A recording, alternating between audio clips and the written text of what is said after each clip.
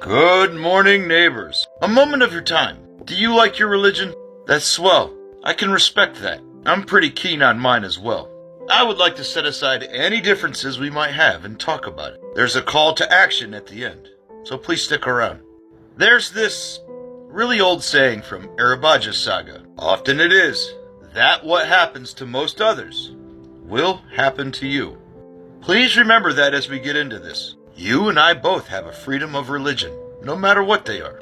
That is your right. It's so important, in fact, that veterans swear an oath to protect the Constitution and the First Amendment, and elected officials do something very similar. Mr. Norseman's taken that oath, and in Norse paganism, oaths are something to be taken seriously. After all, we're only as good as our word. In a way, it's a summary of our entire character. It's a matter politics shouldn't even be involved in. It's an enshrined right this country was founded upon. You know, you may not agree with the Church of Satan. That's fine, you're allowed an opinion. But they have a freedom to practice. It's no different than you or I. It's recognized just like we are. And you know, the term pagan is a pretty big umbrella that many, including the Church of Satan, are included under. So when a hate crime happens to one, we should all take it seriously. Not just as pagans, but all religions. There must be a punishment. An example must be made. That is the law. See, recently, congressional candidate Michael Cassidy traveled to another state just to commit a hate crime against the Church of Satan. By local and state law, it is in fact a hate crime. It's not being charged as such, though. He's just getting a slap on the wrist.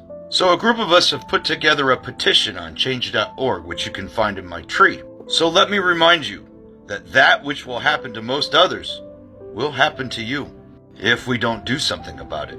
In this country, no one religion is better than the other. Furthermore, since Michael Cassidy has broken his oath as a veteran and an officer, this punishment would also cost him any benefits from the military, because he broke his oath.